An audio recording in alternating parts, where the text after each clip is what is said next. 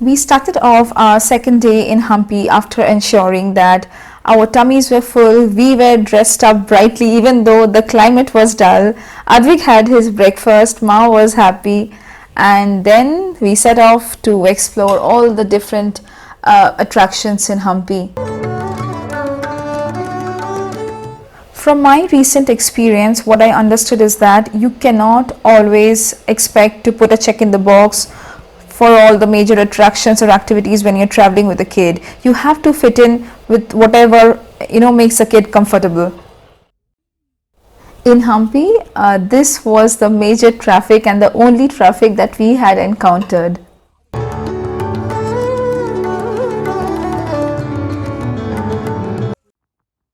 As most of you are already aware, Hampi is divided into two centers, the Sacred Center and the Royal Center. So today we will start with entering the Sacred Center. A friend of mine had gave us reference of this guide who had asked us to meet in the Vittala Temple parking, and so we did.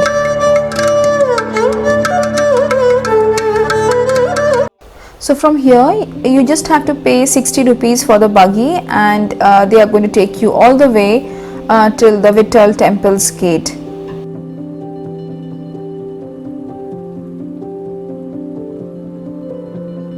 There are actually quite a few number of monuments of archaeological interest, and those are quite interesting. So if you don't mind hiking and if you have time, you can actually go walk and see all those structures. I'm sure you'll be fascinated.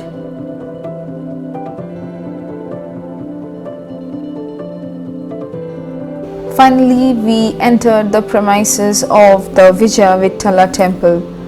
So this, my friend, I believe is the epicenter of all the Hampi attractions. I mean, it is so beautiful, it's so amazing. I mean, everything that you see, every corner that you see, you will see how marvelous the architecture is. This 15th century temple is actually named after Lord Vishnu.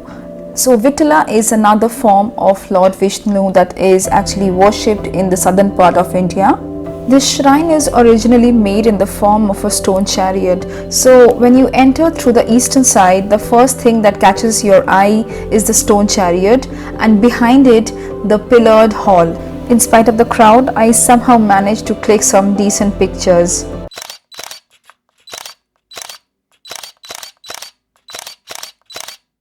From the Vittala Temple, we made our way to the Royal Center, and the first place that we visited was the Queen's Bath.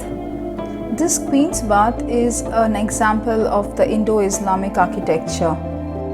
The perfectly carved patterns, the balconies, the doorways, the hallway makes it a photographer's paradise. Next, we went past the stone doors and entered the royal enclosure.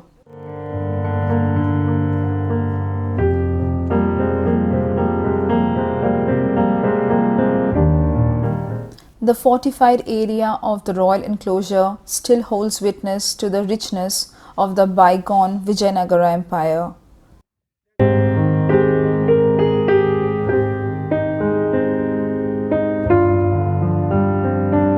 The main attractions here are the Mahanavami Dibba or the Victory Hall, and the very famous Pushkarni and the step tank.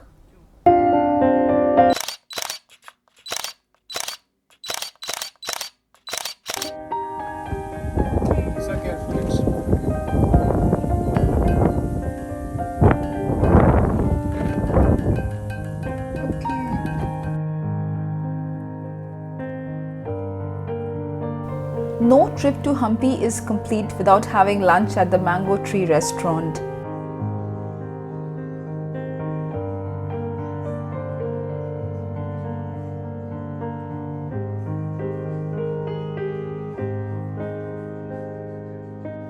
The food, the music, the entire ambience, this place has a vibe of its own kind.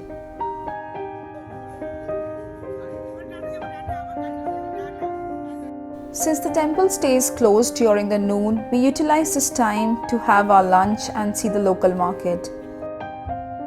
Next, we made our way to see the oldest temple of Hampi, the Virupaksha Temple.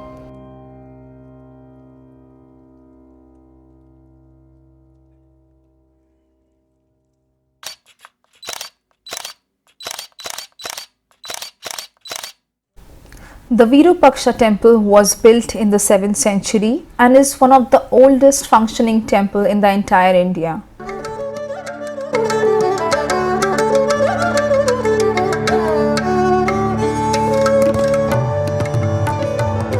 One of the most fascinating thing about this temple are the different chambers, the most beautiful one being the Rangabandaba.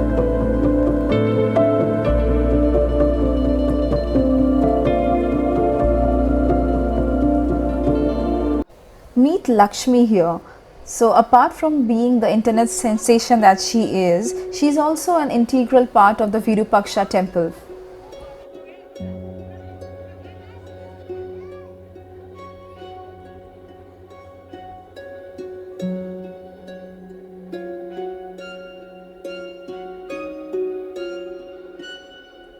Every carving is so intricate and so perfect, it all tells us a story.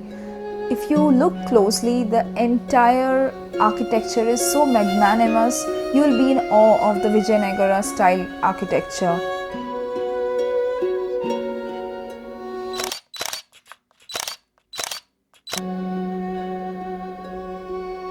Lying on the southern banks of Tungabhadra, Virupaksha Temple will forever remain the witness of the splendor that the Vijayanagara Empire was.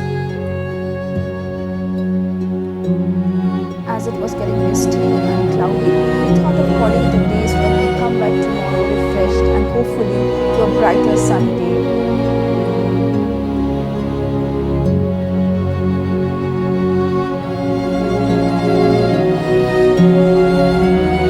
And the gang is back on the road to explore a few other attractions in Hampi.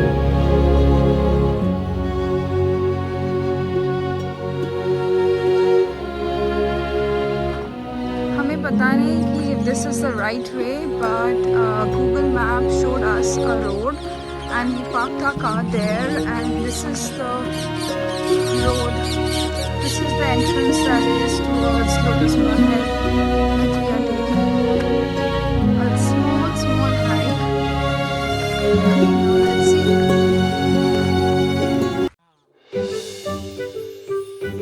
Finally, we reached the Lotus Temple. This is one of the finest structure in the Zenana enclosure. It's usually very crowded because, as you know, it's a popular attraction, but somehow Manish and I managed to take one picture over there. The elephant stable, the 11-domed structure that you see there, is also one of the very popular attraction in Hampi.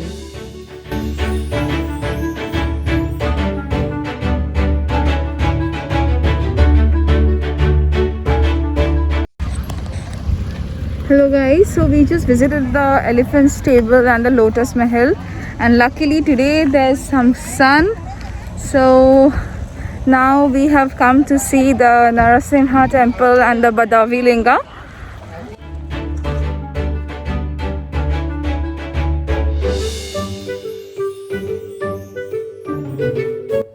The statue of the Ugra Naarasimha Swami is the largest statue in Hampi, depicting one of the incarnations, one of the 10 incarnations of Vishnu. Just alongside that, you will find the Badavi Linga. This is the largest Shiva Linga statue in Hampi.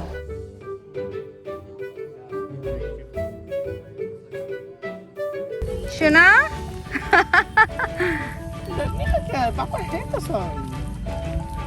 क्या हुआ Shoya?